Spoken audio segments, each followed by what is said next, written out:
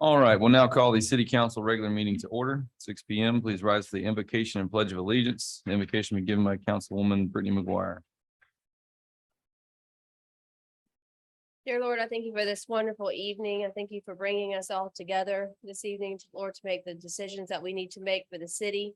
And Lord, I'm asking you to send your Holy Spirit this evening to give us wisdom and guidance as we make these decisions. Give us the words we need to say and the things that we need to do, and help us to be bold enough to do it. In Jesus' name, amen. Amen.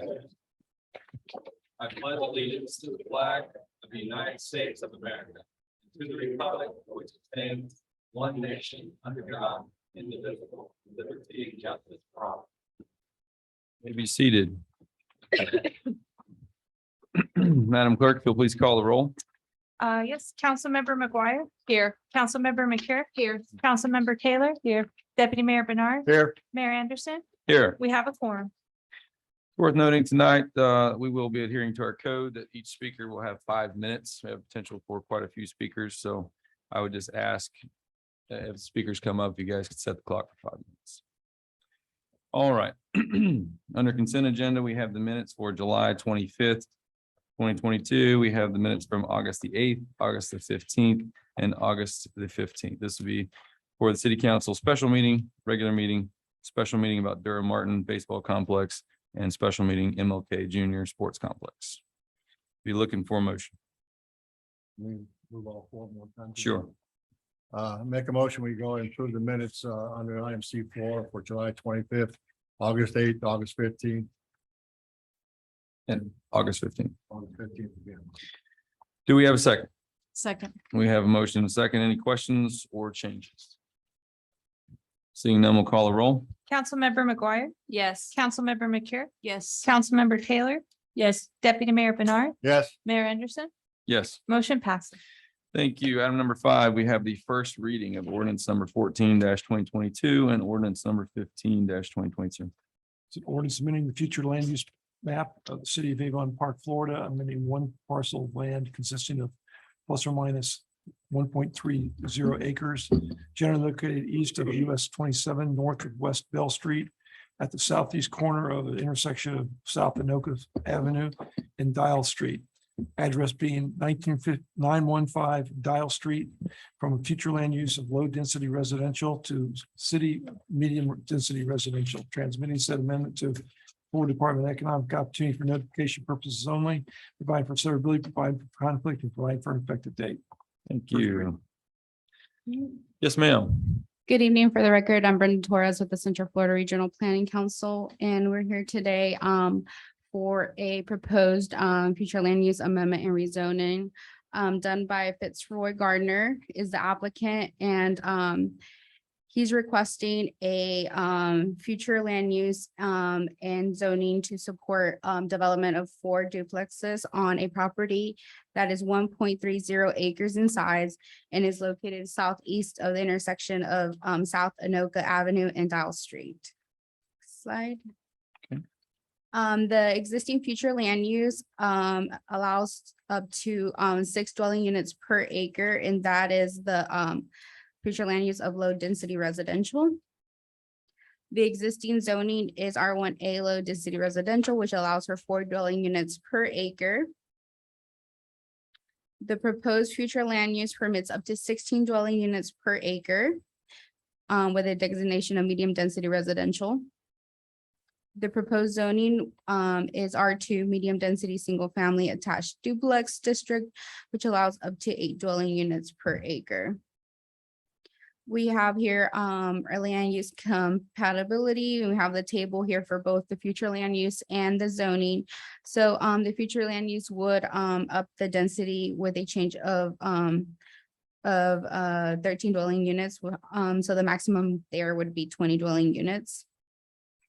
The zoning ups the density change 5 dwelling units, and the maximum density there would be 10 dwelling units at 1.30 acres. You can see here that in order to support the 8 units, the 4 duplexes, then this is the type of zoning that needs to be assigned. Okay. So again, we have here in the next slide just the layout of the current plat of this subdivision. So as you can see, outlined in red, you can see that there are 2, 4, 6, 8 kind of lots that are platted here. And they're looking to do two dwelling units, which is 1 duplex on each 2 lots. Okay. All right, just with consistency with the comprehensive plan, this does support the element of the housing element of providing affordable housing opportunities in the city. It's appropriately timed with the availability to connect to existing infrastructure. And it supports the goals of providing orderly growth and development compatible with the surrounding area. Okay, So city water and sewer connectivity and capacity and solid waste services are available to serve the proposed development. And as far as transportation, the primary roadways here are Dial Street and South Anoka Avenue, and there is anticipated to have very minimal impact to surrounding roadway network.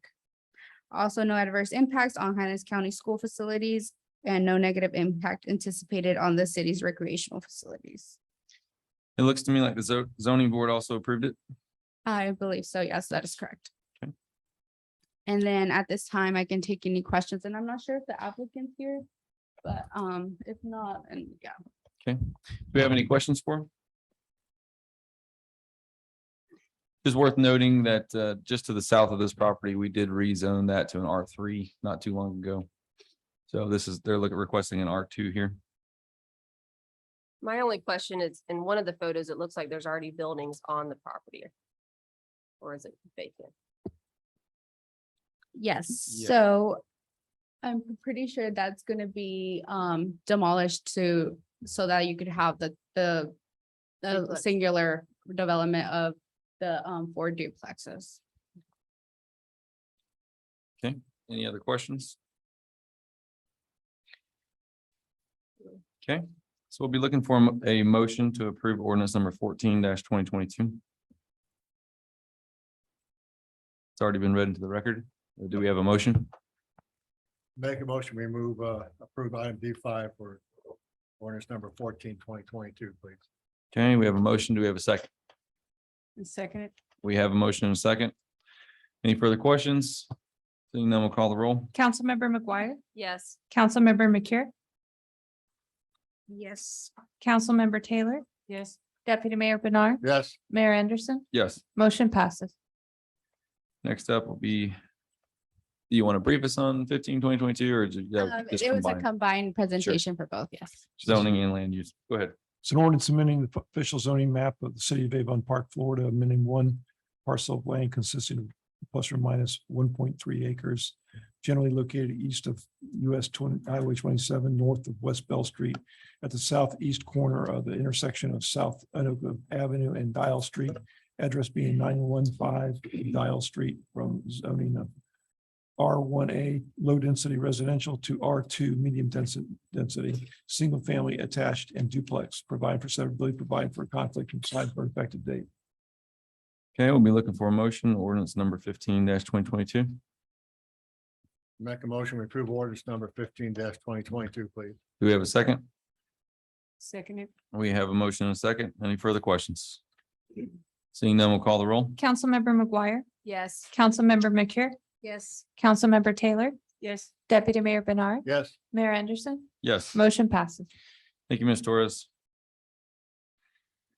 All right, item number 6, we have a petition to reduce lien for code enforcement penalties, be at 402 West Kirkland Street. Mr. LaBelle. Yes, sir. Back on. Well, it was prior to the 22nd, I believe it was back in May. May 3rd, the gentleman, Mr. Riley, petitioned, came in, paid the requisite $325 for the fee and the $25 application fee for 402 WL Kirkland, for lien reduction. Attached, you should have a copy of the actual, the cost and the actual application. What is a little bit different than in regards to this one as opposed to the other is, this one was not culminated from a running fine. These are actual hard costs that were attributed to a demo and of a building, a structure that was on the property. And I believe 5 separate abatements of tall grass afterwards. So the actual total amount, I believe, of the lien, $4,943.64. As required in, I believe it's resolution, the issue went in front of Magistrate Sutherland on 6/22, I believe it was, of this year. Mr. Sutherland did not author any findings, but I went back and looked at the recording of the proceeding. And he confirmed or conferred basically that he agreed with the 90% reduction request that was proposed by Mr. Riley. And here we are today. I did a memo to the city manager at that point per his request of the review of that tape. And I know Mr. Riley, I believe, is here to answer any questions that you may have. It is important to note that he was not the person that owned the property when the violations ensued. Okay, so the total cost was $4,449 and some change. And if we reduced it by 90%, then the actual cost would be $494. I got broken down, $494.36 would be the 10% owed, and then the $44.49.28 would be the reduced amount that would be wiped clean. Okay, and then underneath that, you have hard costs. Yeah, Yeah, just the- wanted to make sure that those are, that you knew that these were all hard costs. The entire amount is hard cost and Okay. not as a result of a running fine. Okay, so in your opinion, do you agree with Mr. Sutherland's assessment that it should be reduced? To put you on the spot. Yeah, great. I haven't opined on these before. Mr. Riley has been very cordial to deal with. But again, hard costs. This is money that, especially the demo part. Sure. It's one thing, the city staff going out and cutting the grass, but it's another thing when you're paying, I believe it was just $3,316.84 for demolition. I have a hard time saying that that's okay to go away when the city did incur that back in 2015. Jerry? Yeah, just my suggestion that you modify the plan so you actually exclude hard costs associated with these things, because those are costs that you guys are putting out, and as taxes, if you go to something else more beneficial than clean somebody's property up and demoing it because it's become an eyesore and so on. Just my perspective. I mean, I think that you have the authority for us tonight, the one tonight too, but if you decide to approve this one and you want to go forward and in the future, just cut those hard costs out immediately, then we can do that by changing the policy. Just a resolution read. Okay. So Randy, you mentioned that he was not the one that actually incurred these costs. So has this property changed hands? It has, and if I'm not mistaken, I believe he can basically answer the question. I was under the understanding that he was flipping the property. I see. So but I don't know that. I would like Mr. Riley to Okay. to comment on that. Mr. Riley, do you mind coming up to the microphone? If you will, just give your name and address for the record. Philip Riley, and address on the is 1723 Amber Lane Okay. in Lake Placid. So sir, I asked Mr. LaBelle, has this property recently been purchased by you, or what's the story with this? property? Right, it was recently purchased by me, and not knowing that there was a lien, a fine on the property, I took it over, and I met all the requirements to get the property back into whatever it is, except for Good standing, yeah. paying the lien.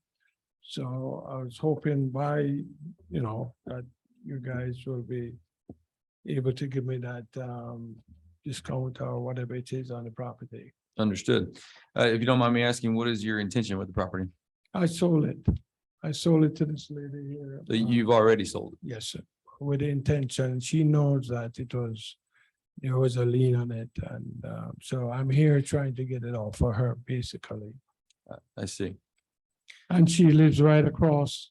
So it was easier for her to have the property Mhm. cleaned or cut every week or So- two. So has the title already changed hands Yes, or? that change hands. Does the So- previous owner have any opportunity to get additional money based on your sale? Or is this, Say again? is the previous owner, the one before you, are they gonna get any money out of this sale? No, it was a tax lien sale. Okay, So Jerry, now that the property has changed hands, is he still technically the applicant coming before us, or does that change the situation? Or um. I think it's probably still the applicant since he's the one that purchased it from the people that committed the violations. But it does raise an interesting question, probably should be clarified in the resolution in the future. Along with the issue of hard costs. I mean, and I understand, he says he didn't know about the lien, but you know, you wouldn't buy a piece of property unless you Right. looked at to see there's not a mortgage. If you look to see there's not a mortgage, you got to see the lien as well. But you know, and sometimes deals are made where, you know, they beat them down because it's got this lien and they've already gotten that money by virtue of that beating the person down for that amount of money. Mhm. Just throwing that out there. How you handle this one, you know, may be different how you want to do it in the future, but I certainly suggest you change that for the future. Well, am I incorrect in thinking that whenever a person purchases a property, those liens associated with it go to the next person, right? Yes. So the absolutely. lien, our liens that are on this property would now be in her hands, not his. Yes, that's right. So how can he apply to reduce them when it's If not he in his applied, hands? did he apply before the sale of the property? Yes, I did. Okay. And I paid the 325 before all of this. There you go. Okay. But it's a good point. We should probably clarify that in the resolution. Okay.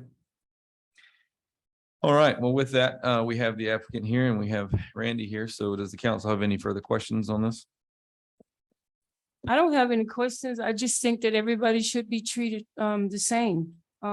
Everybody that came before him, you know, they had to pay whatever the matrix was. So why should we do anything differently? If we're gonna do it to him, then we should go back and pay everybody back everything they paid. Up to 90%.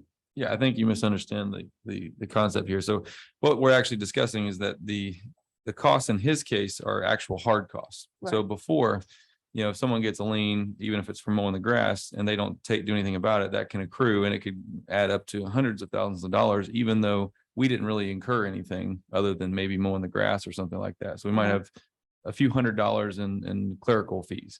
In this case, we actually demoed part of the property and we did more substantial cleanup. So the city's actual costs were over $4,000. Okay. So normally we're eliminating just fees that have been accruing, whereas this, we would be eliminating fees that the city has actually had to pay. But the city did come out over $4,000 when they did the Yes. demolition. Correct. Okay. Yes. So if we do 90%, the city is not gonna get back what they actually put out. Correct. And that is what the debate is about. Yes. So do we want to move forward with this property? We have the ability to, we also have the ability to deny it. And we have the ability to deny it and change our policy going forward, or approve this one and change it going forward. We have the leeway to do all of that. So what does the council say? Any other opinions? I think we should maybe revisit the, what is it, what'd you say, the policy? The policy, yeah, by resolution. And And I think it should come back in her name, not your name, because you do not own the property anymore. Yep. And so then when she comes back in, the policy will be completely different. It'll be a different opinion. Yeah, so we probably wouldn't want to make them reapply, No. since they've already applied. and But it paid the would be fee. under her name though, then. Right, but as Jerry explained, we can legally do it because he applied before it changed hands. Oh, I see. So you would basically just be making them do an extra step for no real I reason. gotcha. Okay. No. I feel, I kind of agree with what Randy was saying, especially with the demolition. That's a substantial cost that we had to cover as the city. Mhm. mowing the grass as well, that still costs man hours and the use of our equipment and things like that, but I feel strongly that he should probably still have to cover at least the demolition part, because even if he went forward, it added to the value of the property Sure. by removing that blight that was on the property. So he may have even been able to sell it for more than he was anticipating Agreed. by the city demoing it. Right. So that brings up the point of what do we want to do with this particular case tonight before us? We have the ability to postpone it. We can approve it, we can deny it, or we can alter it. And then we have a separate issue of changing our policy going forward. So we do have the ability to postpone this and talk about our policy going forward and then revisit. Just those options are out there. So I think it needs to be postponed until we revisit it. okay, anyone else? Why do we need to revisit our policy? So the policy of the hard costs. So right now, we don't have any distinction between hard costs versus not hard costs. So as I explained to you, this is a unique case that hasn't come up to us since we've had this policy. So do we want to talk about how we want to handle hard costs and then bring this back? Mayor, could I add one thing? Please. Maybe some more thought. Tonight, you passed being able to use CRA money to do demos. So in the future, when we use CRA monies to do these, don't you want to recoup that money? Ideally. Yes. Agreed. Yeah, so before we had this this metric, it was longstanding that basically hard costs were a no-go. We didn't reduce hard costs really for any reason. The only thing that we ever talked about reducing was just the fees, that the accrued fees. So, that's definitely my opinion, is that hard costs should be paid. And fees that accrue are negotiable, especially if someone in good faith has purchased the property, they fixed it up, it's now viable, you have someone living in there, that's obviously a good thing. And that's really what we're trying to accomplish here. We're not just trying to get fees back. We're trying to make sure that the houses that we have that are vacant are now usable again. So my opinion is we would postpone this, discuss our policy. Once we have it the way we like it, then rehear it or just simply deny it and do the same thing. One of those two options. I personally agree that we should get our hard cost, the demo feedback, but I had no problem, since it's an unusual case, to look at it again, see if we can make adjustments on that, just like we did on the fine situation. So Okay. I'll be happy to So if we want to postpone, we'll just need a motion to postpone indefinitely. so move. All right, we have a motion to postpone indefinitely. Is there a second? Second. We have a motion and a second. Any further questions? Any questions? Yeah, my question is now, who will come before you in the next visit? Do I need to come before you, or Marjorie need to come before you? It's still your name on the application. The application still exists. You don't necessarily have to show up, but obviously it's encouraged if there's any questions. It obviously looks better on your behalf, so. Okay. Okay. All right. Anything else? Seeing none? We go ahead and call the roll. Councilmember McGuire, Yes. Councilmember McCure, Yes. Councilmember Taylor, Yes. Deputy Mayor Bernard, Yes, Mayor Anderson, Yes, motion passes. okay. Just as a matter of direction, I would presume that you'd want to have this change to just take the hard costs straight off the top before adjusting liens that have, which are different because they go over time. We don't make, we're basically making money on the liens, but it's not the purpose of them. So that's why we have this policy. Correct. But the hard costs, not you just have to pay those. And then also, as city manager pointed out, we would get the money back, even though we didn't pay it out for the CRA fund, to repay the CRA fund. Right. Just as agreed, taking a loan. And going forward, you brought up a good point about using the CRA funds to do these demolitions. So I'm assuming that whenever a demolition comes up before the city or with code enforcement, you guys are then going to put an application to the CRA board for funds? Correct. Okay. All right. can we go back and do that with this? That's the CRA to cover the expense. You can't cover CRA funds for past projects, right, Jerry? This is a project going forward. You can't retroactively apply it. And this was probably general funds. Okay, It had to be inside the CRA area as well. true. Very true. Oh. Okay, anything else? Seeing none. Moving on to item number 7, we have the acceptance of the Florida Firefighter Cancer Denomination Equipment Grant.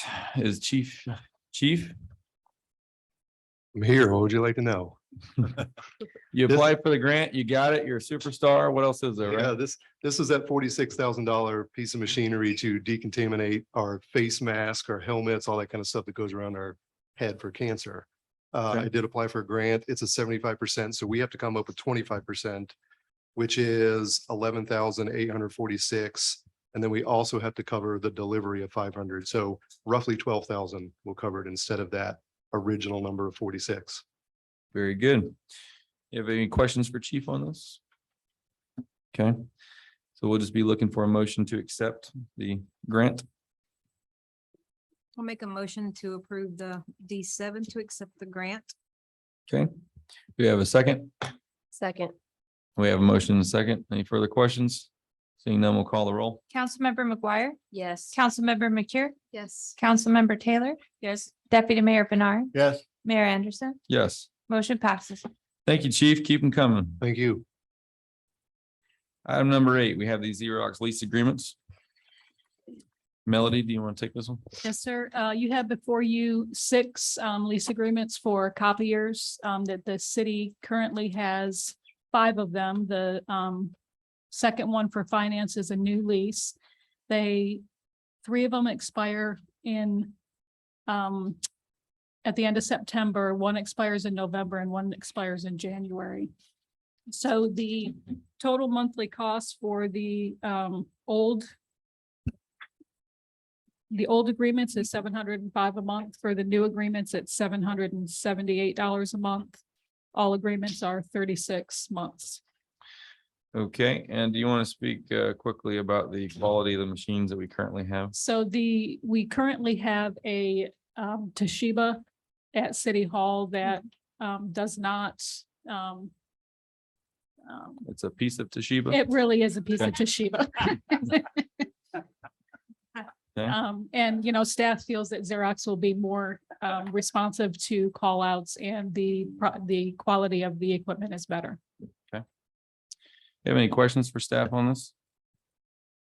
what was the one issue with the code enforcement one being a little bit higher? I'm sorry, I didn't hear you. Where the one cost from Xerox is the only cost that is more than the previously one. Is there Probably a an bigger explanation? machine, I would It's a imagine. bigger machine. It has more Oh, functions. so you would big upgrade, okay. Yes, sir. and Miss Melody, the price you said for the Xerox was $778 a month. For all 6 leases. Yes, ma'am. And we're gonna pay it off in 36 months. Is there any interest period on that? Or No, ma'am, It's just a lease. just the lease. Just the lease. And it includes all toner supplies also. Okay. And the contract you attached, that is for the county, but pretty much our contract is pretty much read the same. Yes, ma'am, we piggybacked off the county. Okay. Any other questions? My only question was cost per image. There is a cost per image. It I varies. see the one from Xerox. I was just wondering how it compared to Toshiba.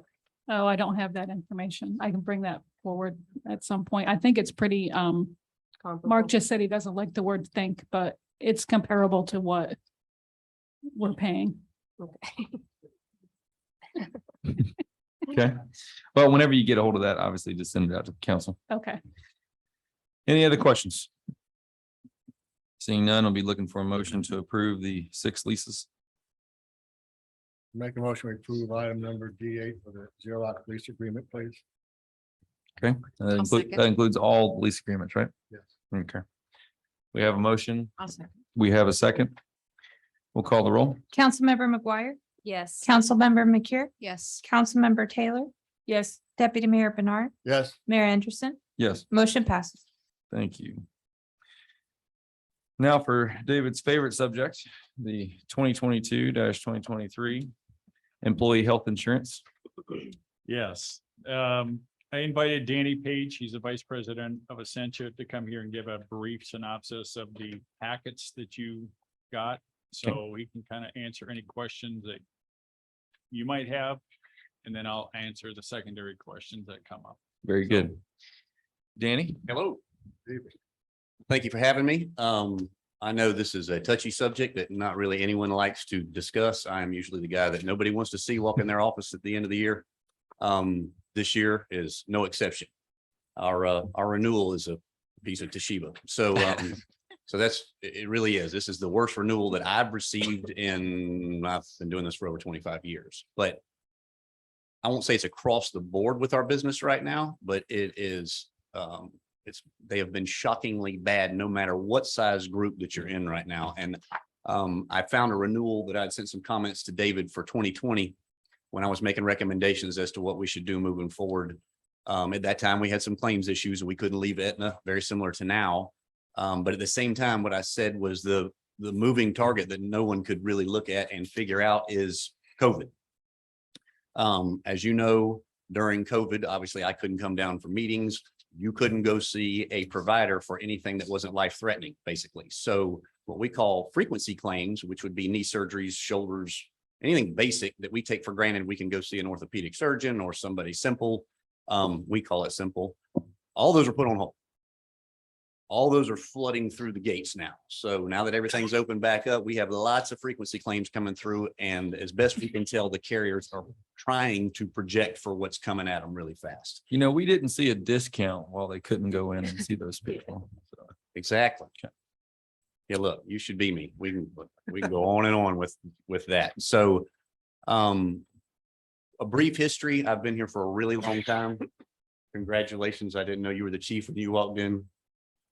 Chief Marcy, but I've been here for a really long time. I've worked with back when you had the police department, worked with many different city managers, many different benefit administrators, financial officers, council members, and we've run really well since in the very beginning. It was bad. You were with a self-funded program that was really bad, and we were able to negotiate a deal with Blue Cross and get you out of that self-funded deal. And we got under a black cloud again. And it took us a while to get away from that black cloud. And then we ran smooth for years. So I just looked back at your 2013 renewal and your Blue Cross and Blue Shield single rate was going to 507. We went out to bid. United Healthcare, even with a bunch of claims you had going on, United Healthcare came in at 413. So we fast forward to this renewal we just got, y'all. We're coming in at a little over $400 and now we're getting hammered. So that's the interesting thing is we kept benefits and rates very similar for a long period of time. If we could have adjusted year by year, a few points to kind of cover this renewal we're getting, that would be great. Obviously, we can't do that. That's a perfect thought. So we have to decide how we're going to move forward. Obviously, it's going to be with Aetna. We've gotten quotes back from Florida Blue and from United Healthcare that were either equal to or even higher than your renewal that you have now. Aetna not only gave us the rate increase we got it down a little bit, but they gave us what we call a 1-month premium holiday, which means for the month of October, they're going to let you have that month for free, if that's what you want to call it. So taking that $50,000 back out of the equation brings your renewal down a little bit. So it's not quite as bad. We make some adjustments to the plan, some deductible adjustments in those benefit summaries that I sent to you. There are some, like example A, I think that's example 1, example 2, example 3. It depends on how far you want to shift deductibles, co-pays, things like that. You also have a 4th plan that was put in here a couple of years ago for an individual that had a doctor that was outside of network. Nobody utilizes that plan. I don't think we could remove that plan as well. Administratively, that might make things a little bit easier. So they're not 4 plans to go over with employees when they come in. But all in all, we're going to have to come up with an idea on what is palatable both to the city and the employees. And that's my job, is to try to find as even a balance as we can. So if we move to those plans, if we move to the furthest one out, you're looking at about an 18% increase. And then with the $50,000 that we're looking at getting back from Aetna, that brings it down maybe another 10 points if you want to do quick math. But it's some significant changes in there for the medical insurance as far as co-pays and deductibles. Okay. Which We plan is also that? looked at, I'm sorry. Excuse me, what plan is that you just, that you just quoted So that's on the, this sheet? yep, in the Aetna plans that are in there, you'll see the thirds, there's there's three sets of alternates, we call them.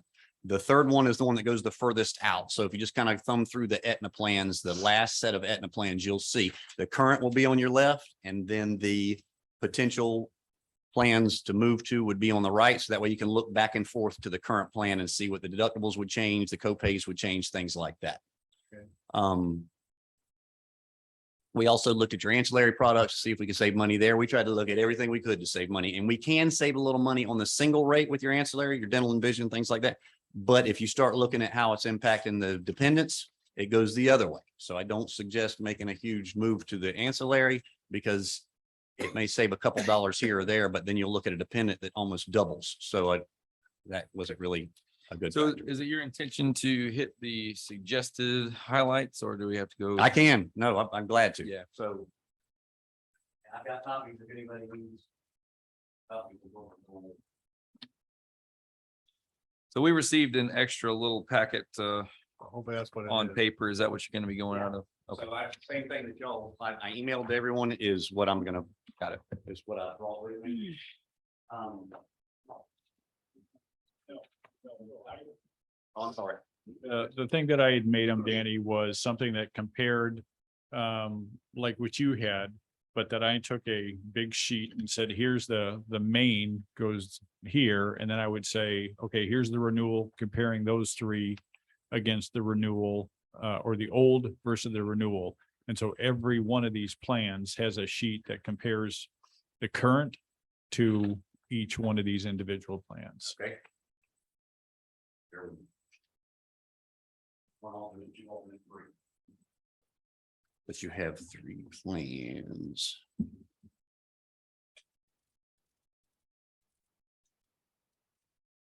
Just trying to narrow it down rather than go through all. Yep, so 60 the, different options. help me, David, the third plan with Aetna that they sent as an alternate.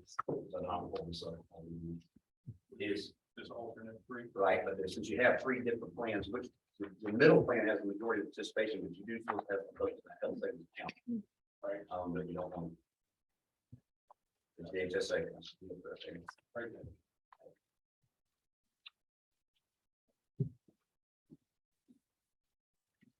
All right, so.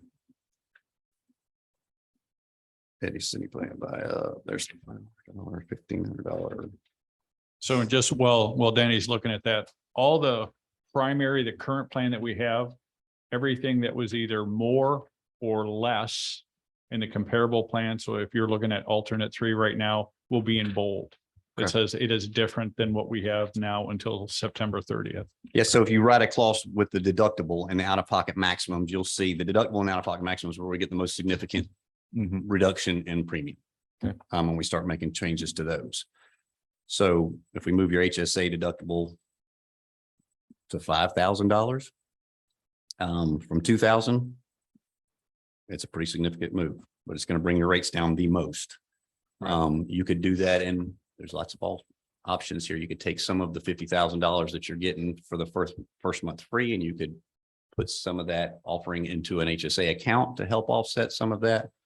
For the folks that aren't on the HSA, you could set up an HRA as well and put a little bit of that money in there if you'd like to help offset some of the cost of the employees, or just not shift the plans that far. You know, shift the plans that far and we move to a middle of the road deductible shift, then it doesn't impact your employees as much, but your premiums are impacted more. So it's. So just so all the council's clear on the book that we got handed out, the first green column, we have the current plan, right? Yes.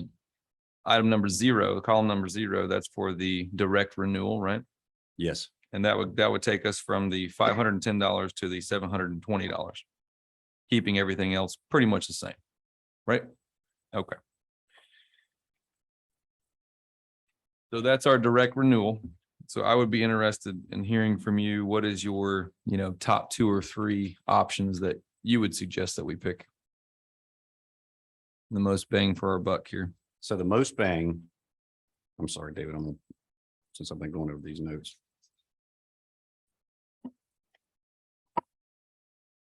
If we shift the HSA from the $2,000 to the $5,000 deductible, The mid plan goes from a $1,500 to a $3,500 deductible. That's where the majority of your employees are.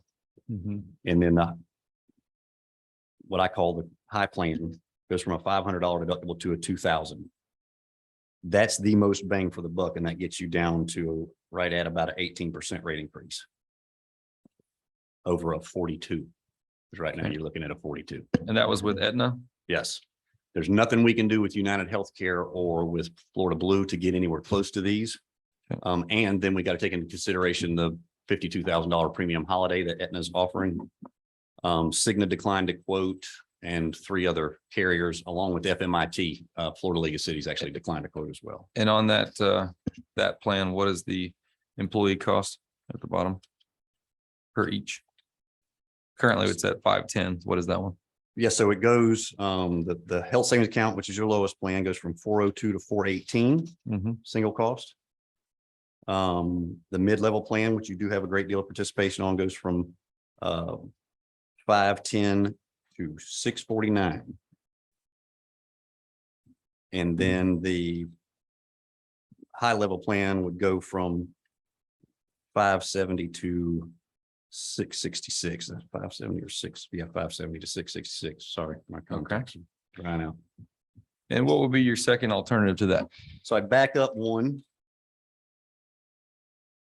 So on the first low option plan, $2,000 deductible moves to $4,000. Mid-level plan, $1,500 deductible moves to $2,500. And on the high plan, it's from $500 to $1,500. So that's kind of bringing us in the middle.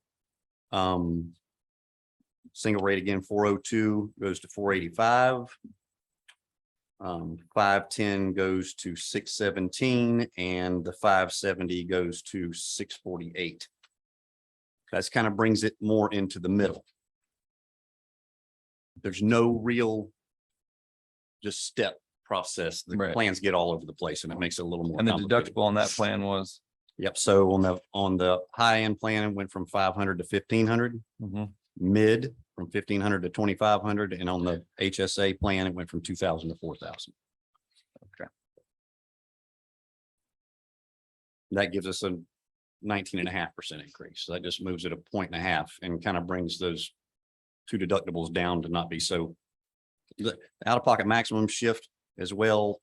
Copays stay similar, drug cards stay similar. We tried to keep everything as similar as possible. It's difficult when you have an increase as high as you guys got. Okay. David, am I leaving anything out? In your opinion, those 2 options are probably the best. Yes. And out of those 2, the first one is your suggested. I just don't like that much of an impact to the employees going to $5,000 on that HSA. So years ago, when you had 140 some odd employees out here, we actually formed an insurance committee Mhm. because you had a lot of employees here that were saying, I shouldn't have to pay for this guy that's smoking and I shouldn't have to pay. So the HSA was kind of built for that back then. So everybody knows an HSA means there are no copays. It's all deductible and co-insurance to make it work. But you can put money aside pre-tax. So a lot of the employees very much enjoyed that. Your group has shrunk significantly since then. Mhm. So we have more of an impact with fewer claims. But you do have about 18 people still on that health savings account plan. So that's pretty strong. Okay. A lot of people really like those. The majority of your employees, though, are in that mid-level plan. Those are the 2 plans that are being impacted the most as far as employees being impacted, as well as the city. So alternate 2 to me is the best shift, which is the second one we talked about, which is moving the $2,000 deductible to 4, the 1,500 to 2,500, and then on the high level plan, 500 to 1,500. That to me is, and it gets you to a 19.5% increase. Okay. And then if you were to, again, factor in that $52,000, that's knocking another 10% off of that. You're at a 9% increase. That's the most significant changes we've ever made to your benefits in 20 years. Okay. So that's terrible, but we got to That's find a less than we final got line. budgeted. Is that right, Melody? Yeah, I budgeted a 15% increase. Yeah. And so I get asked that every year. Of course, there's no crystal ball. And every year I get asked by all my clients, what would you do? Well, the statewide average forever was about 15%. As a matter of fact, the national average was right at about 15%. So I'd say, well, budget 15. If we come in at an 8, make sure you save the rest of that. Nobody does, Mhm. especially private industry. They're throwing it everywhere. So If it comes in at 20, we were 5 off. Mm-hmm. Well, that's all good until now. It comes in at 42 and you've budgeted 15. Now we just wrecked the whole Sure. train. So if we can get closer to where she budgeted, obviously we're not impacted. And we are with the $52,000 we're getting back as a premium holiday. Okay. Do we have any further questions for him? I have a few comments, so I know the insurance business is really difficult. We all know that our costs have gone up. Tell you mine has, especially my homeowners insurance. A lot of us have dealt with, a lot of companies went out bankrupt and they left Florida. And so I for one was forced at the last minute to go to Citizens, an increase of $500 a year. And also, as far as my health insurance, I actually, my company has to go through a broker also. And basically, I just type in, what my issues are, what my medicines are, and it comes back and tells you this is what your costs are. And it usually gives you plan 1 and plan 2. Some may cover more hospital than the other one. Some may cover more of your drug costs. And they basically go through all the plans, like you said, that normally come out. So I know that that's all difficult and mine's coming up and I'm not looking forward to that change because I know that in this year alone, my drug costs have gone up. Some of my drugs almost every other month. They just keep going up and up and up. So it doesn't surprise me that these increases are coming up. And I think using a broker is the best way to go because the fact that you got a choice to shop, and it doesn't surprise me that some companies didn't bother even offer. And I think this is just difficult times. And I like the idea of the month holiday. And if we can keep that under budget, as long as everybody agrees it's good for our employees, then I'm good with that. That plan right there. All right. Well, let's see what David has to say. Yeah, Sir, please. any suggestions? Along with what Danny said, Melody and I talked about, if we had to look at this and say, forget all the costs, what are we gonna get the best out of this? And we had also picked the alternate 2 is probably the best for the employees without knowing about the 1 month holiday on the premium. Oh, So good. Okay. Uh, So one- it looks like alternate number 2 is the best on both sides. What we're hearing. Yeah, one thing I like too about staying with that, and just in this case, it may be different next year, is the fact that at least we know that insurance is going to cover the same doctors that the plan has that people have now. If we were to change companies, even if they gave us a little bit better deal, I'm not too sure they always cover the same 16 doctors that people have. So that's something you always have to look at. So, Or the So if I could- hospitals. or the hospital, because I know those are big changes also. And so there's a lot to think about, but I think we got to do what's best to the interest of the city, taxpayers, as well as the employees too. Danny, you're about to say something? Yeah, David brought up a good point. Advent had been writing group health insurance, so we reached out to Advent. They're actually stopping that and getting out of the insurance business right now. Sometimes it's hard to have your cake and eat it too, to have the doctors deciding how the plans are going to run. So we've Sure. seen that a lot around the state, but Advent is massive. So it's kind of interesting to me, but we tried to look everywhere. There was another plan that was in that packet I emailed y'all. It's called Redirect Health. In the future, we might want to look at maybe doing a workshop or something like that, where we can all talk about some of these plans that are coming into the state of Florida from other areas. Redirect Health is very different. They're a self-funded program that is bringing multiple groups up underneath their self-funded program. Their rates are outstanding, but they're relatively new to Florida. And it works on a totally different platform, but basically any doctor is in their plan, and then they negotiate directly with the doctor when you go in for services. So it's something that we probably want to talk about and look at in the future. You guys have grown significantly over the last few years. We may want to start looking at, as our claims clean up, looking at partially self-funded. We call them level funded programs, because that might work in our benefit for a group your size. But once we get over 100 employees, if we ever get back over 100 employees, then we have lots of options to look at. Right now, we're kind of right there. You only have 3 major claimants right now, but one of them is pretty significant.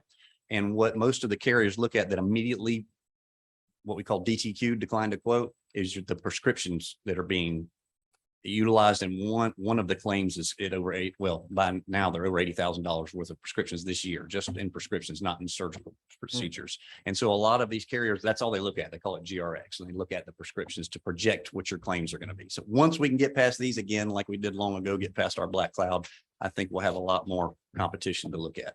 Okay. All right. Any more questions for David or for Danny? Yeah, I have a question for David and Melanie as well. we on the side where we have to worry about the budget part when it comes to choosing insurance for the employees. But no one's talking about the complaints that the employees get from the coverage that we have. So if we're gonna worry about the employee, what are the employees saying about? The employees that comment to me about the insurance say it's as bad as Toshiba. So they are putting out a lot more money, and it's not the HSA employees. They're putting out a lot more money for their doctors, for their services, for their prescriptions and everything else, and wondering, why do we have this insurance? Because it's so bad. But again, I don't know their health issues other than when they say, well, I had to go in and I had to pay $250 for X. Okay, again, if you looked at all the breakdowns and, well, you have a copay of 300 for emergency room, or a previous employee said I went to do lab work and they made me pay my deductible of $1,500 right there to get blood work. So I went someplace else and it was free, because they bill the insurance instead of some of the facilities, if they're big hospitals or medical offices or whatnot, are saying, oh, well, your insurance says you haven't met your deductible, therefore you got to pay it right now if you want this service here. And that's probably the biggest complaint that I get. Biggest complaint, the Yeah. deductibles that they have Yeah. to pay, especially when they go to special. Right. And I'll say to that, if there's ever anybody that comes into the office, or to any of y'all that has an issue, you have a designated account manager in my office that handles nothing but your issues. We get those complaints from everybody. Nobody likes their insurance unless they're having a heart attack and their bill comes back at $200,000 and they realize they only owe $2,000. Then they're happy about the insurance. Most everybody, my copays are too high, my prescriptions don't get covered. Your benefits haven't changed hardly at all in years. The carrier has, but the benefits have not. Once we can move carriers again, then maybe we can get some of the headache of physicians out of the way. But if we had free copays, so you could go, and that's kind of what Redirect Health has. You can go to the doctor for $0, but you have to go through the app, or you have to call them on 800 number before you go to the doctor, or they charge you extra. So I wasn't sure that your employees are ready to make that shift yet until we can all kind of discuss educational purposes there, because we definitely want to educate. Your benefits don't work for your employees if they don't know how they work. Right. So they can always call our office. They can always call the 800 number on their card. We'll do whatever we can to help educate and help them with prescription costs and copays and navigation. So I know a lot of people don't like going on websites, but all these carriers now have navigation, meaning if you know you need an MRI on your knee, you can actually type in your zip code and it'll bring up the top 5 locations nearest you, and you can look at how much it's going to cost for an MRI. That's a lot of the transparency laws that you see now coming out. It's because we never know how much something's going to cost when we're going to get a procedure until we leave, and they hand you this giant bill. And you go, well, I wouldn't have got my knee surgery if I don't know it was going to be $63,000. All that's going to change now with transparency. So at least that should help moving forward. Should. But Okay. I'll make one part of the comment too, is on the plan that we're looking at here, their copays on that are pretty much close to what I pay. And I retired from a very large company.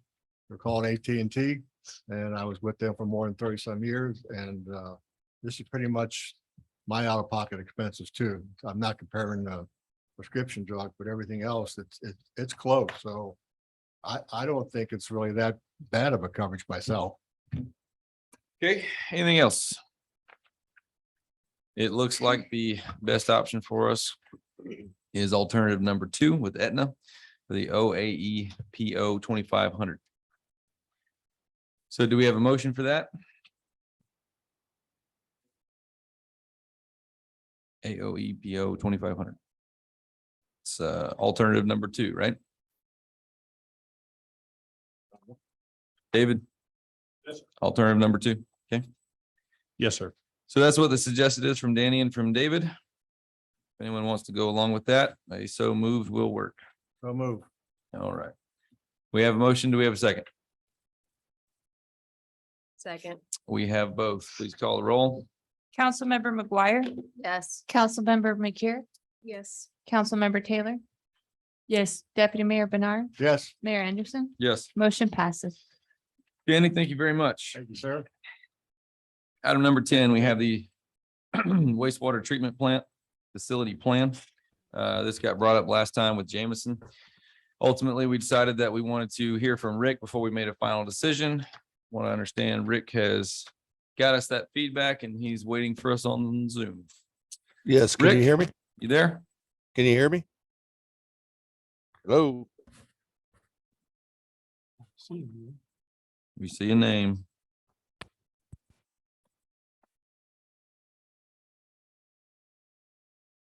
Well, in any regard, Can you hear me? his suggestion was option number 2. If I can scroll down to it. Can you hear me? Rick, I can hear you. Okay, I don't know what's going on. Looks like they don't hear us. Hang on. Here, I'll put in a chat that they don't hear us, I guess. So 185. 185. That's where it starts, yeah.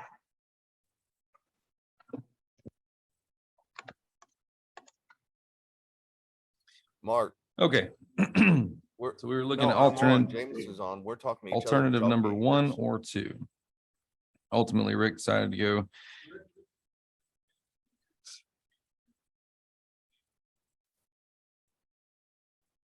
Tell them to hop on one foot and shake their head yes. Tell him I'm kicking the computer right now. It's not working. It's a Toshiba. Yeah, please. Okay. Can you hear me? He's got you. So I'm having a hard time hearing you. So my thoughts on it are on the MBR. I got with the operators, we went to these plants and looked at other plants and other ideas and things of that nature. And for the footprint and for looking into the future of the future growth of the plant, I just think in the long run, the MBR would be the way to go.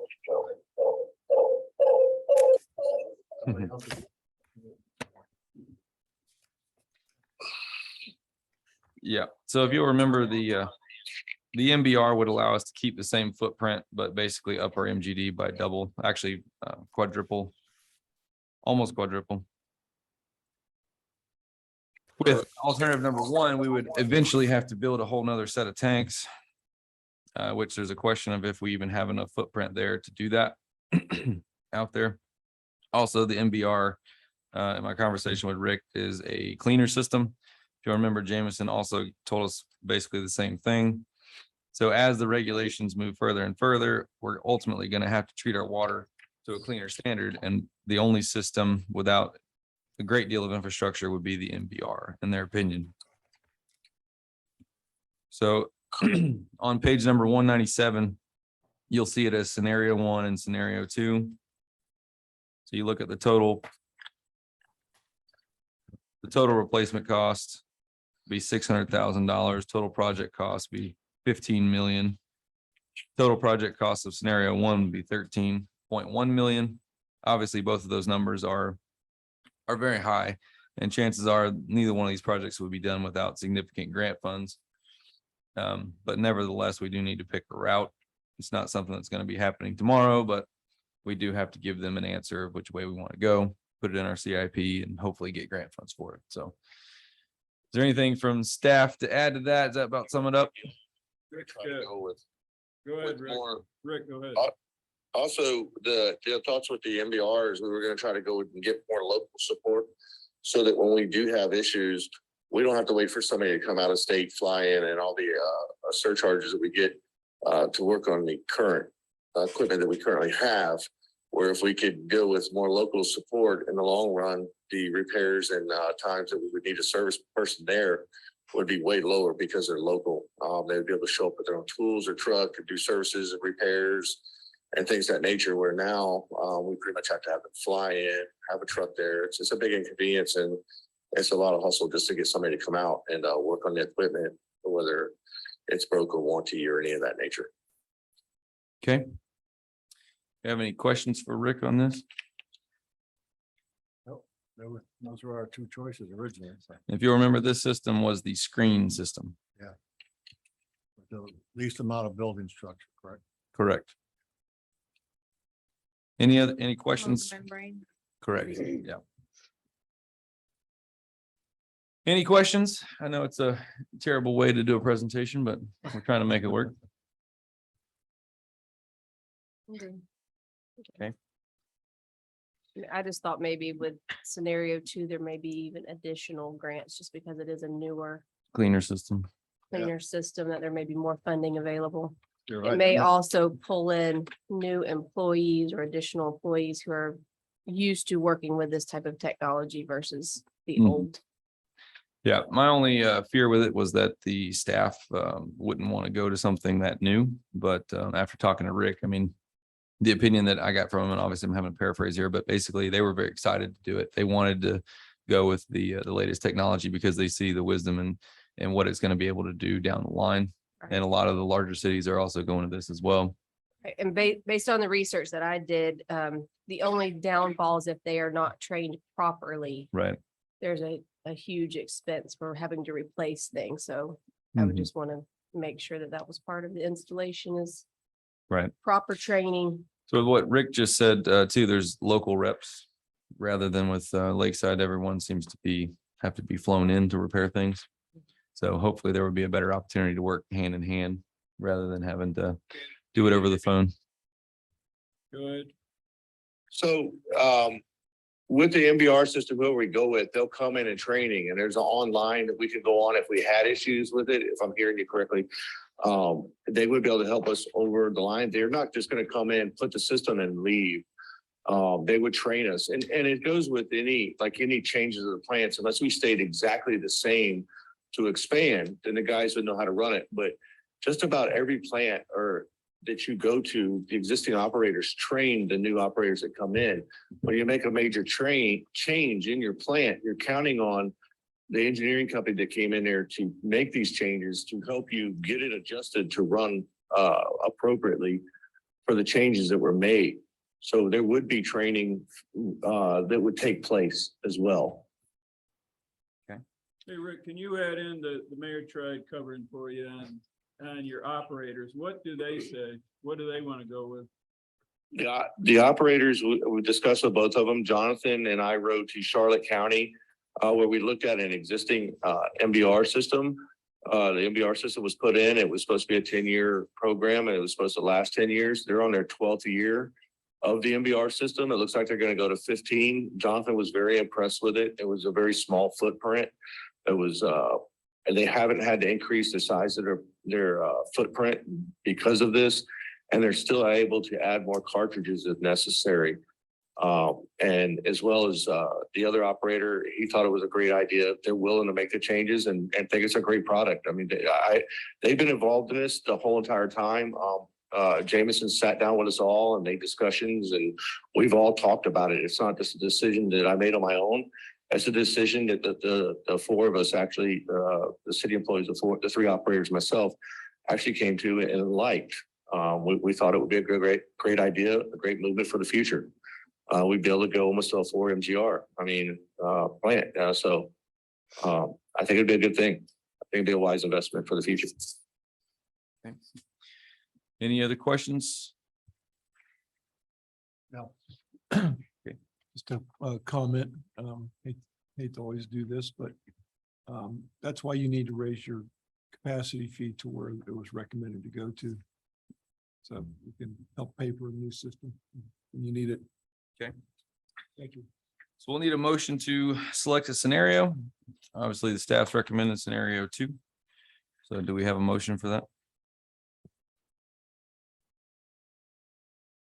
I'll make a motion. We go with scenario number 2, please. Do we have a second? Second.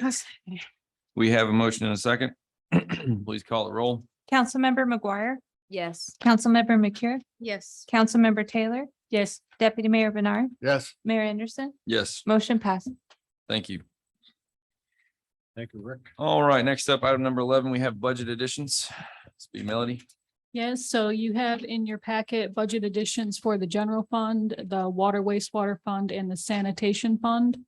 For the general fund, and code enforcement, transportation, city hall, and parks and rec, there are additions due to hailstorm damage. Those additions will be offset by insurance proceeds.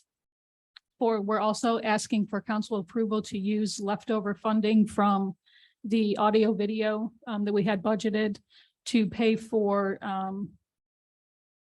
the gear washer for fire department, and also to pay for the CDBG fire station hardening grant and drinking water grant, $5,000 each for those for admin fees. Okay. In the water department, you had hail damages, an increase in that department that will also be offset by insurance proceeds. And in the sanitation fund, we had an addition to diesel because diesel was under budgeted. After talking to Rick, of course, it's not only attributed to the increase in fuel cost, but our landfill has not been active, so we've had to go back and forth to Loretta. Okay. Have any questions on these budget adjustments? I just have one question about the insurance on the vehicles. Has we got a new contract with them yet because of the damage or? David can probably answer that. Okay. Matt Baker from Thompson Baker Insurance, we've asked them and he said that they're looking still at it. There's a change a little bit in the workers' comp, but as far as the vehicles, us getting rid of and adding new vehicles, he didn't think there was going to be a major difference between them. So. Okay, great, good, thank you. Okay, any other questions on the addition? Seeing none, do we have a motion to approve the additions? Make a motion, we approve the budget additions under item number E11, please. Do we have a second? Second, Please call the roll. Councilmember McGuire, yes. Councilmember McCure, Yes. Councilmember Taylor. Yes. Deputy Mayor Bernard, Yes, Mayor Anderson, Yes. motion passes. Have any attorney updates? All right. Now to the people that have been waiting patiently in the back there. We have item number 12, this will be a discussion of the P and Z board members. See, my name is on there. So we've recently made some changes to the people that are able to apply to the P and Z board, has been discussed in several meetings. We ended up with 3 applicants in total, and we had one board member that actually resigned. This would be Miss Carol West. Then we also have a board member that has not shown up for quite a few meetings. This would be member, Alvin Dallas. that member. Member Dallas. So obviously a good motion would be to remove Mr. Dallas from the board to create one more vacancy. That would leave us at least 2 vacancies. As I said, we do have 3 applicants. So you pretty much have 2 basic choices. We know that removing Dallas is pretty much a given, and we know that the one lady has already resigned. So we can either remove another person and put 3 people on, or we can just simply remove Dallas and put 2 of the 3 on and revisit this in a number of months, maybe take a stepped approach. There's probably some wisdom there, just so you don't get too many new people all at once. Maybe make it incremental, but by all means, I'm interested to hear what the board has to say. well, I actually reviewed all the applications and all the referrals, and some of the people I actually sort of know. And the third person had excellent qualifications. I think we got 3 people here that are excellently qualified and would do a great job, and business-minded people. And I think that we're very fortunate to have these 3 choices.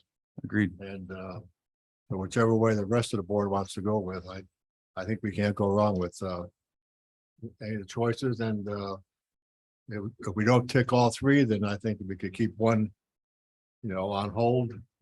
The future reference possibly. There's also an opening on the, if anybody's interested in the CRA board. Yeah, so ultimately, this is the most important board other than the city council, in my opinion. They have a lot of really important functions here. And it pretty much controls the growth of the city and kind of the tone of every single new business that comes to Avon Park that applies for any kind of a variance or wants anything to do with the city. They really have to go through this board if they're going to be building any new buildings or anything. So we need people that are energetic. We need people that are happy to see people walk through those doors, and we need people that are going to be showing up. So we clearly have some issues with people showing up to meetings. So I think that we really shouldn't stop putting people on until all those issues are gone. I think that people should be as religious about showing up to this board as the council is to showing up to our meetings. It is very important and it shouldn't be taken lightly. So if we only select 2 of the 3, I think that we should pretty much go ahead and say that we're going to come back in a couple of months and revisit this and keep our application base open so that we can hopefully keep getting people that apply and have a huge pool to pick from. You Yeah, know, I agree with that 100%. it would be good for me to see, 40 people on this list, not just 3. We've got 3 other members here. Any other opinions? Has the staff talked to all of the members of the board? I know recently at the last planning and zoning meeting I was at, we almost didn't have a quorum. Have you spoken to any of the other ones to see if they are still interested or in attending or? No, ma'am. Yep. So we do have a record here of what happened with the meetings attendance. So I'll go to the most recent. Looks like 8/9. So the last time that we did not have a quorum would be on 6/8/21. I feel like we would have had more than that, right? Is that the last time we didn't have a quorum? Probably, but to add to what Brittany asked, many times we're waiting after the time that it's supposed to start when someone's get here. So it's, you never know if you're gonna have a quorum or not. Yeah. So it does give a record of the absent members. The last meeting, we had 3 that were actually on the board attend and then Ms. Blake as an alternate. Right. I do have a lot of alternates. So usually it's Miss Blake Mhm. that attends meetings. Right. And I think that if we have 7 members, we should have 7 faces there 99% of the time. Okay. Well, like I say, I'm open to suggestions. So do we want to remove someone other than Dallas and add all 3? Or do we want to add 2? Or do you want to? If we remove one, wouldn't the alternate be put into that place? No? Okay. That's just if someone's absent and doesn't show up. Oh, okay.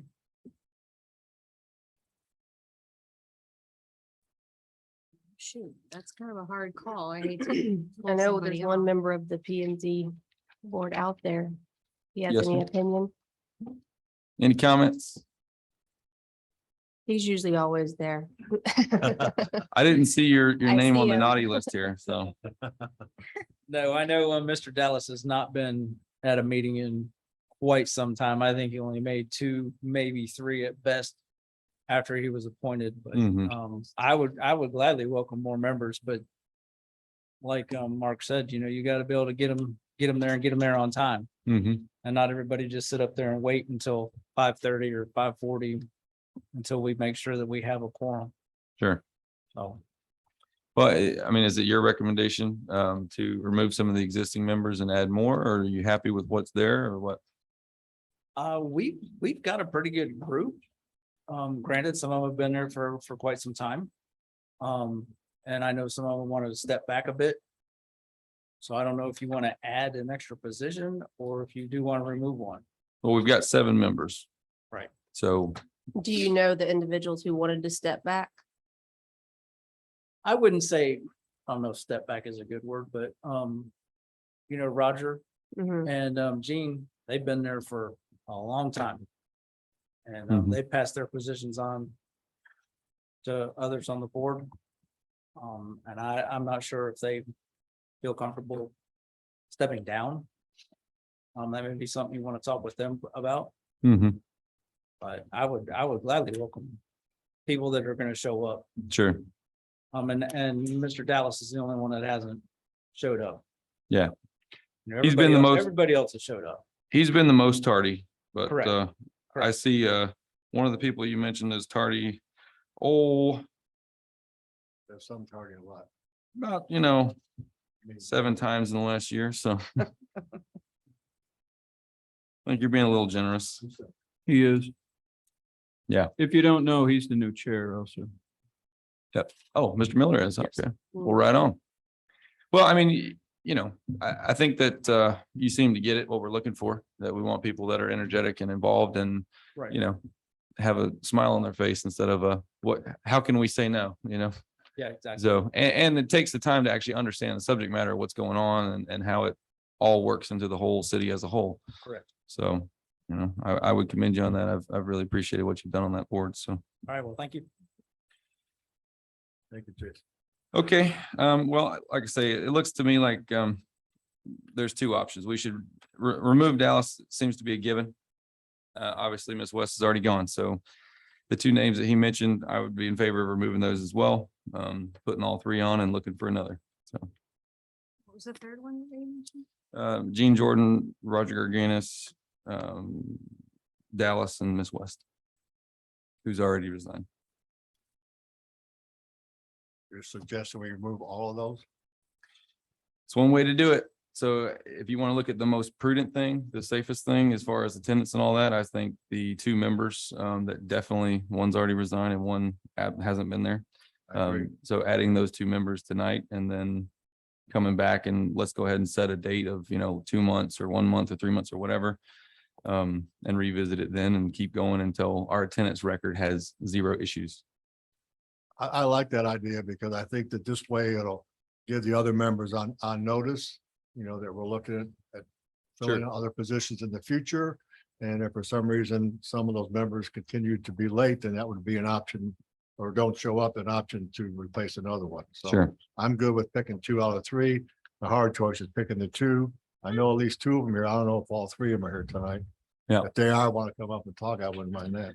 Sure. And all three of the people, they're all business owners. They're all people who are actively trying to build wealth, build business, bring people downtown, bring people to Avon Park. These are the type of energetic people that we're looking for. So I appreciate all their applications. And if any of them want to get up and speak, they're more than welcome to do so. We're not going to hold you back. So any hands? We see one person standing up. Just give your name and address for the record before you speak.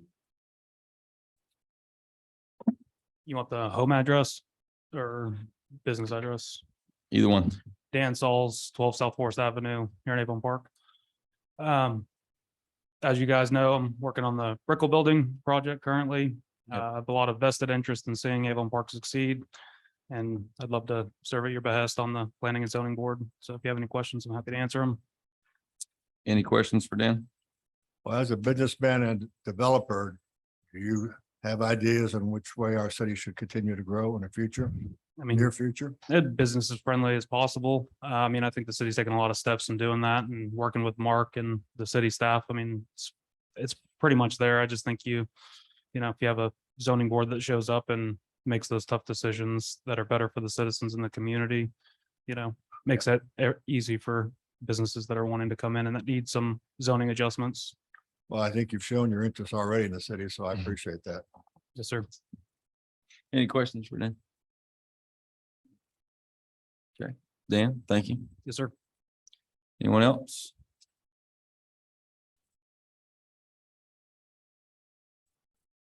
Miss Diving Girl herself.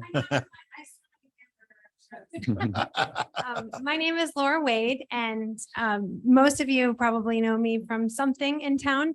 And I own Pure Grit Boot Company with my husband, Eric. And I also own the Diving Girl Diner with Tiffany and Bob Cadzo from Sebring. What's the address at one of those businesses? Oh, Well, one of them, just pick one, put it on the record. 21 West Main Street. There you go. I live in Avon Park also, but not in the city. And so what I do love about Avon Park, I always recommend people, we've had a business in the city of Avon Park for one little stint of 2 years. We were on the highway, which was kind of still Avon Park.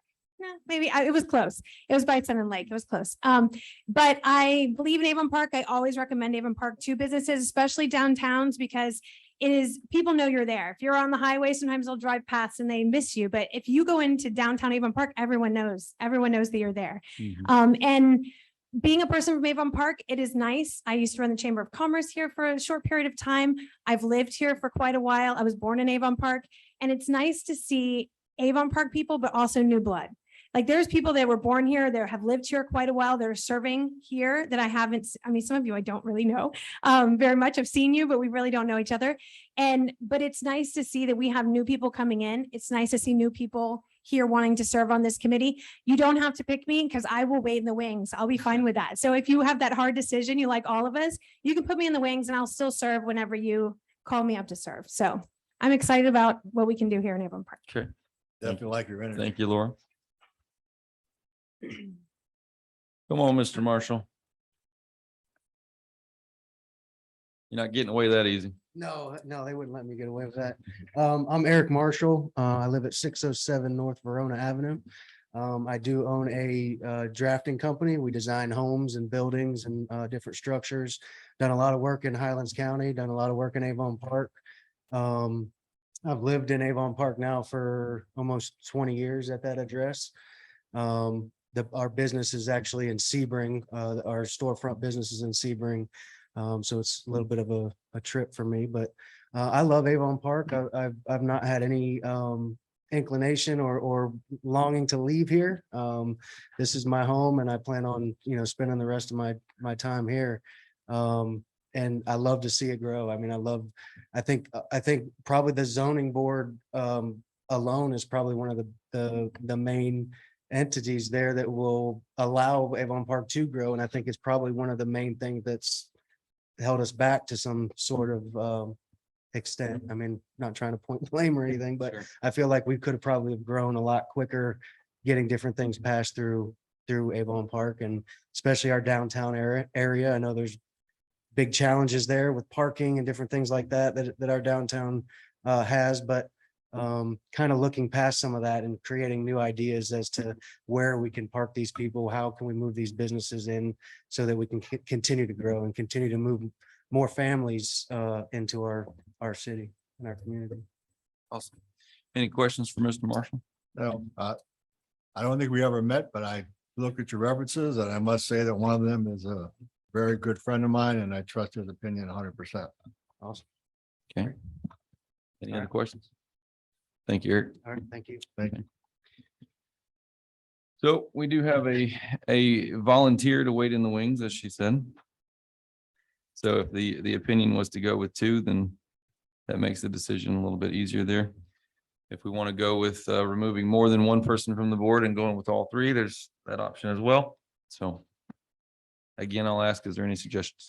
This is just a suggestion, but I think maybe we should make a decision tonight, go back to the board, ask them if anybody is willing to step back or voluntarily resign, and then we could add the third person. Okay. Because every single one of the applicants, I feel, are filled with a lot of energy. All Sure. of them good. It's going to be a very hard decision of whichever two we pick tonight. So I think it's a good suggestion. Yep. Okay. I think going back and asking the board, is there anybody want to step back? We did that, Yeah, we did. and They weren't happy. it's obvious they wasn't happy about that. So, I don't know what gave that away. so, yeah, well, I so, mean, since then to now, maybe they've had a different change in their lifestyle, or Yeah. they're busy, or found that maybe the three candidates that are coming forward, hey, maybe they would do a great job. Yeah, I think it's time. Maybe I step back.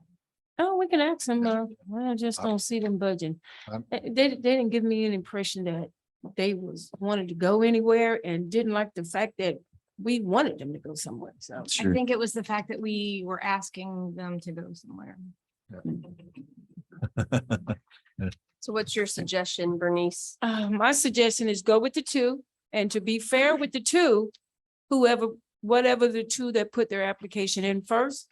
And then we go to the board, see if we can get somebody. And then if there's somebody, then we bring the third one on. Okay. Would we know who put it in first or Chrissy? Yeah, there's timestamps on it. Okay. Can you give us a list real quick? So Eric Marshall's came in April, looks like 23rd of this year. Okay. It's dated April 29th. I'm sorry, April 29th. Okay. Mr. Sauls came in Second. May 2nd.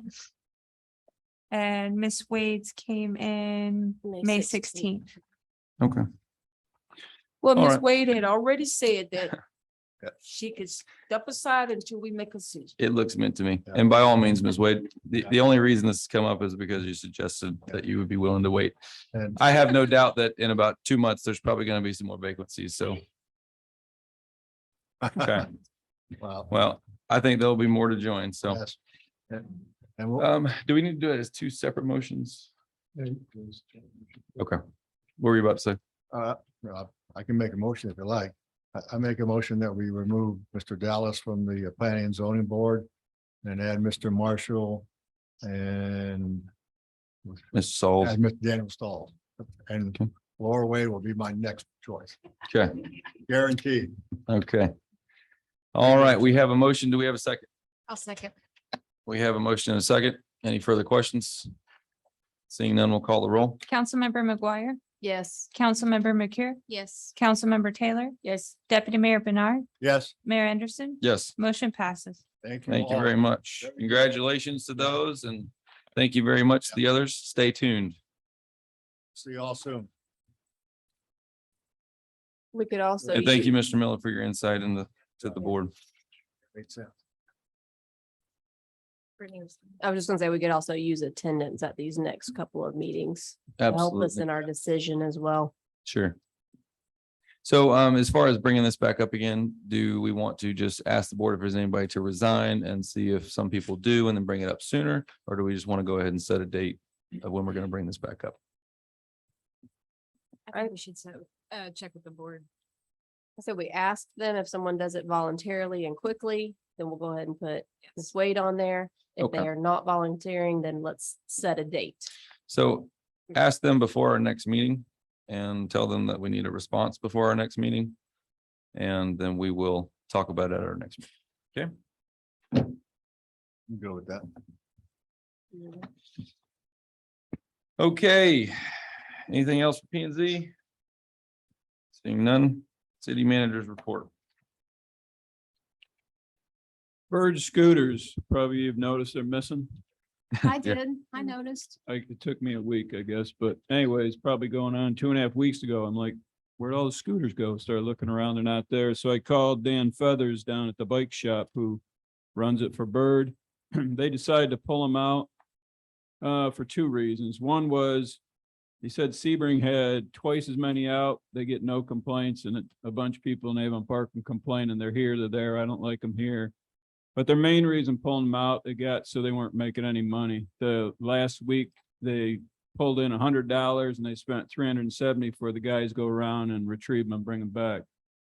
He said they may try in the future, but right now, I mean, the business decision and not making money, but Can they you did. check with them and see if maybe they could do those at different times of the year, maybe not while the kids are like the young people are not in school or on a break or Christmas break or something. I mean, I feel like they really worked out good when they first came in and people were using them. They did, but there was people complaining left and right. They didn't like where they were set and some of it was ridiculous. Some of the people called me, I called them, but they were also receiving complaints. So they have to send people out and move them from where they're at because 1 or 2 people were complaining. Just one thing to remember about the school thing was Yeah. 18 they were and over. for 18 and over. I meant young college people. That's right. Right. I knew that's what you meant. But they, Perhaps living they at said they'll Jacaranda. try it again if they, right now, that it's just business wise weren't making the money. That's too bad. We received the small county outreach program, FDOT. Actually, Carl Cool helped us with the scope on that. I put it in here. We were awarded it. It's for $360,000 and $6. So $360,000 and it's basically to take care of Anoka from Lock Street on the north to WL Kirkland to the south.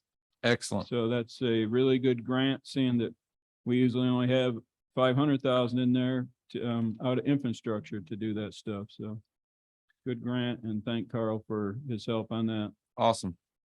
FAM, that's moving forward with our outside counsel working on that. The grant awards I put in here, we received an email late last week that we from Congressman Stubbe's office sent it out. On the political side, I guess we got it from them first. we received our $2.1 million for the rehabilitation of the apron. Last year, we had the design done by Kimley Horn. So we received that money. It's greatly needed because they found out that the apron was a lot worse than I even thought. It's actually it's in poor condition, most of it. So once they started actually boring into it and looking at it. We also received notified from them, not FAA, but the $432,000 in the due diligence grant has a little different wording on it, but a note to that. Like I said, this come out from the political side from Stubbe's office first. Right after we received this, was Thursday or Friday, we received it, we got an email from Miguel, thank you, from the local office, FAA, saying that we still needed to turn stuff in. We hadn't turned it in, and we're like, what the heck's going on? We just got this awarded, and now he's saying it's not turned in. And we had asked for, you probably remember last, it was $720,000 because DC told us we could, or told Lowell when he actually met with him in person, that we could receive up to 750,000, and we received, actually the mayor was out of town, the deputy mayor signed it for us last week. And after it came back on the scope of work from Kimley Horn for doing surveys and environmental studies and everything else that we were in between the attorneys outside counsel's fee, it was going to be about 724,000. So we put that in. And then today we received news from outside counsel to say we need all of us and Jerry on a call with FAA immediately. So we got on about 2:30, and they said they hadn't received what Melody had sent them. Well, Melody sent it on the 18th, and it all went to their spam file. So we have got a call, myself, Melody, Miguel, and Lowell tomorrow morning setting up because we're basically running short on time. So say a prayer is going to work out, but yeah, it all went in their fam spot or emails. What reason, we don't know, because she's been corresponding back and forth with them. So just let you know what's going on. Okay. I see we had did you mention the resignation letter? Oh, yeah, Dr. Danzy, I'm sorry, I skipped over that. Dr. Danzy came in, had a really nice talk with him last week. He said he's been on CRA for 15 years. He's kind of winding down in some areas. He wants to spend more time with his family. And I said, that's the best reason I've heard in a long time for someone to resign off a board. So there's an opening there. Okay. Well, obviously, we'll put that out for advertisement there on the website and everything. Yep. And if you will, do you have all the advertisements already listed of all the openings currently? I do. Okay, so all the boards we have. Except for this one. Okay, perfect. All right, any questions for city manager? I have one for Mark. Mark, what's the deal on the contract with the prison about the inmates? You know, the COVID winding down where It's not it started out COVID when they pulled them in 2 years ago, but it's because they can't find corrections officers, can't find people that want to be corrections officers. So they're so short out there. They had to pull in all their staffs across their corrections officers that work out with these inmates. They pulled them in across the state and haven't allowed them back out. In fact, when I went out to the swearing in or the change of command out at the Air Force Base a couple weeks ago, they don't even have one at the gate anymore. The gate's wide open. You just drive in, that they're so short. Mm-hmm. The warden told me they're working with the Air Force trying to figure something out. So that's why they're not out. COVID has nothing to do with it anymore. They just can't find people to hire. Yep. Anything else? Seeing none. So that concludes our regular agenda. We had a sign up. Miss Samantha, if you will approach, please. So she had a sign up and she also gave us some documentation. Looks like we have 2 papers here. And we've got we received some emails. Good evening, ladies and gentlemen. My name is Samantha Mutasamy. For security reasons, I will not disclose my address, but I've been living in the city for almost 20 years. Okay. I'm here tonight to address the city council about a matter that occurred on August 15th around 10:30 in the morning. I was actually at work when my daughter called me and said, Mom, code enforcement left a notice on the gate. I asked her to send it to me. During that time, my husband overheard the conversation and called the number and the extension that was left on the notice. He spoke with Randy LaBelle and the conversation got heated from what I was later made to understand. My husband used some choice words and Randy responded back with choice words as a city official, which was disappointing. Regardless of the situation, as a city official, it could be handled better. If anyone was in my shoes or my husband's shoes, you would understand the reaction. To actually claim that you passed by my house the Friday and said, oh, I got a complaint or I saw you working on the house doing an addition without a permit, no commencement, no nothing. Don't accuse me.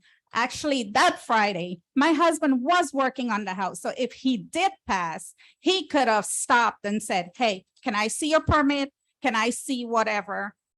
It would have been fine. The gate was wide open because they were going back and forth. That wasn't done. I pulled my cameras. There was no city official vehicle on my street. Beside at 7-something in the morning was the garbage truck. That was it. Anyway, he claimed that he called down the building department. He can't find it. As you see, I presented it. Actually, Eric Marshall is the one that drafted my plan. I have everything. I don't do anything illegal since I've lived in this city. Everything in this folder is all my permits, my commencement, everything that I've done for the past 20 years that I've lived in Avon Park. I did not like the way Randy handled the situation. He's targeting my parents' property for grass. There's other things he can do better than to target me and my family. I'm really tired of it. He made a comment that the city is so sick and tired of me. I said, who in the city? He said, quite frankly, code enforcement. So I can't be an advocate for myself or my parents. My parents don't live here in Avon Park. They have properties. They live in New Jersey. They pay taxes. They're not doing it because they want to, because their grandkids are in school. They invested for over 20 years. Okay? My neighbor, again, it's a whole thing. 917, their building, I called. Where's your permit? I have a permit. Everybody should have a permit. And code enforcement, Salinas, she speaks Spanish. So she is relating to that neighbor and she was talking about, I don't care if you call and tell them I called in. If I have to get a permit, so does everybody else. So he got a concrete permit, but he's building. I bet you code enforcement didn't go out there and leave a note on their door. But again, I'm here because I have a permit. I've been targeted. And he swore up and down that nothing was there. You go and you pull my information. All my stuff is not restricted. Majority of it is restricted. And if I can go on there and find it, oh, well, you can find it. I'm not going to send it to him. I stopped talking to him on the phone and I start corresponding via email. Because it's not going to be said, well, she said this. No, I'm going to be respected as a city resident in Avon Park. Okay. It has to stop. Okay. So is there anything that you're trying to accomplish with? I don't want that Officer Salinas around my properties. She has been targeting me and she's been talking about it. My neighbor, which is actually City Council member Taylor's sister, had a yard sale. She came and told her that, oh, she forged the dates on it for $2. No. Tracy in the water department actually crossed it out because it was weather and she couldn't do it. And she's like, instead of writing a whole new one, we'll do that. So she's been targeting me and my neighbors. Okay. Well, Samantha, that And it has concludes, to stop. that concludes the 5 minutes. However, if the Yes. council has any questions of you, you're more than able to answer those questions. So does the council have any questions about this matter? The only question I have. Permit. It's right here. I think your microphone's And off there, Jean. my plan, my engineer plan is right here. Apologize. Okay. Yep. So do we have any comments about permit from code enforcement? Yes.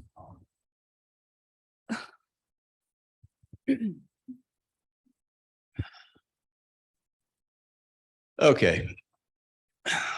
Let's go back to the 12th, I believe it was, which was a Friday. I was working, Salinas was off that day. I drove Walnut Street, 900 block, picking up tires, as city manager alluded to earlier. I look over to the north. I see people up on a roof. I'm like, wow, okay, they're on a roof. That looked like Mutusami's location. Me, who takes all the permit applications, like, I know there wasn't a permit application that came across my desk for that address of 923 or 925 North or West Pine Street. So you cannot pull up her stuff. It is blocked. I just tried it before the meeting, 923 and 925.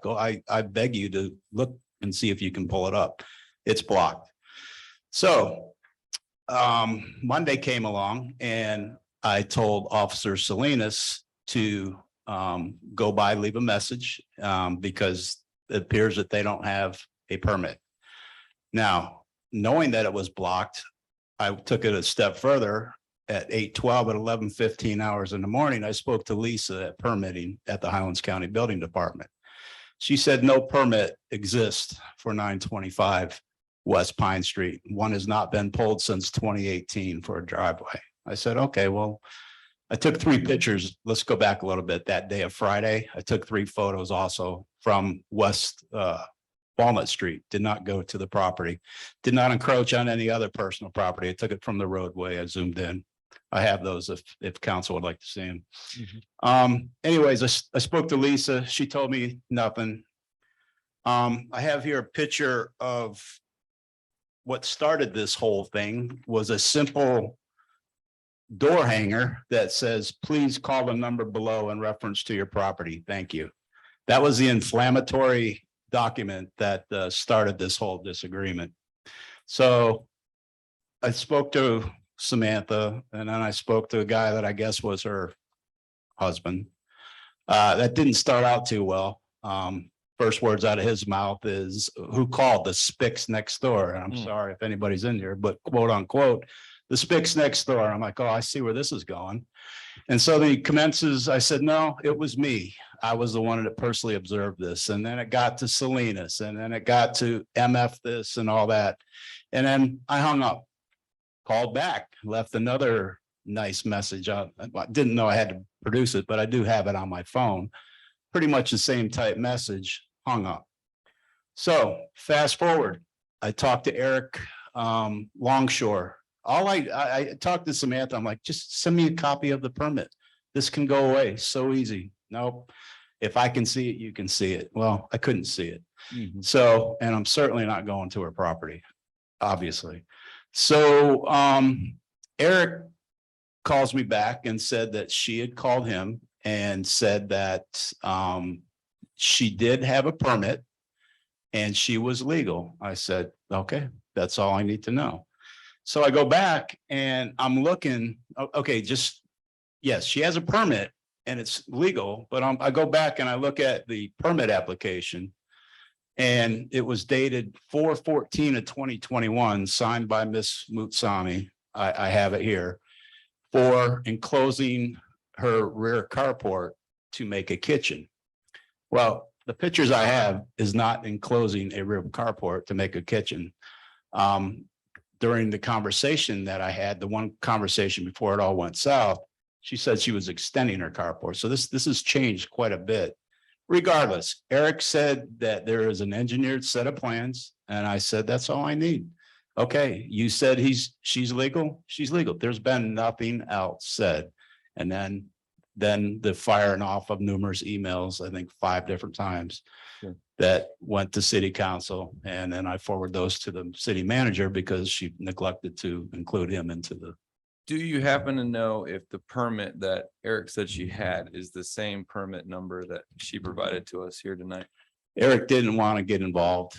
I mean, they do the. The reason why I asked the question is just simply because the address that she provided was 925, but the address that's on the permit is 923. That I'm is wondering if whenever you asked, was there a permit at 925? They didn't catch it because it was actually 920. That is correct. It is under 923, I but again, it's 6 months the permit's good for. Right. That was back, again, I didn't cite her. We didn't cite her. Right. It was a simple, hey, can you clarify this? And then it got into, a race war and everything else, and I'm not getting involved in that. So So at this point in time, you're not aware of any violations? No. So everything is fine. everything's copacetic. Yes. Okay. So basically, other than disagreement and all that, there is nothing that you're being accused of or charged of or anything like that. Well, basically, he was accusing me that I didn't have a permit. And again, he is accusing that my stuff is not on the website. Before I came here, that's where I went and printed it off. For I went on- 923 or Yes. 925? Both of them. Both of them. Both of them, because my stuff cannot get restricted as yet on the building Okay. department because I am doing work. Is this like a condo or something? Why is there two addresses at the same? I have two properties together. Okay. So is it just two lots, but one structure? Yes, Okay. the house sits on 923. The driveway is 925. When I acquired the house 20 years ago, everything was at 925. Okay. So it just remained that way. Okay. So when you pull a permit, you have to go by the strap number. Understood. So Which I was And- able to pull her permit up on here. Looks like she started work in July of 21 and she got her last inspection. She hasn't gotten a final yet, but the last inspection was 8/15. Is it the same one? What are you pulling that up It's the on? same. It's on permits.hc. Oh, see, I go on the property appraiser. That's what we use. If you just type in find Highlands County permit. it's Right, usually the well, first if you response. pulled up the thank you. Highlands County Property Appraiser site and plug in both those addresses, they will not come up. Because it's restricted on the Right. property appraiser, but on the building department, it's not. They cannot Okay. restrict it because I have an open permit. Which Right. it was not finding it by address. So I'm not sure, but if I typed in the actual permit number and then that's when everything. Right, but we came don't up do on the that. screen, but Right. so maybe that was the confusion is, because I tried typing in just Pine and It it won't would come not up. show up. But when I typed in your permit number, it did show up. Well, when I search it, you just put that address and just Pine. You can't put West and you hit Right. search and it comes up. Okay. Yes. So there's nothing So- to accomplish tonight. So is there anything else? Well, I don't want to be accused again. Everything. I built a duplex right on there. Everything is right here. I always pull permits. I do not want to be accused. And again, he's saying it's not on there and you just find it on there. Ask if he didn't go outrageous, I would have forwarded it to him. Yeah. But don't accuse me. And then the other thing is with enclosing a carport, Mr. Marshall is right there. He is the one that came and measured and he saw that it's my carport. He is the one that engineered my plan.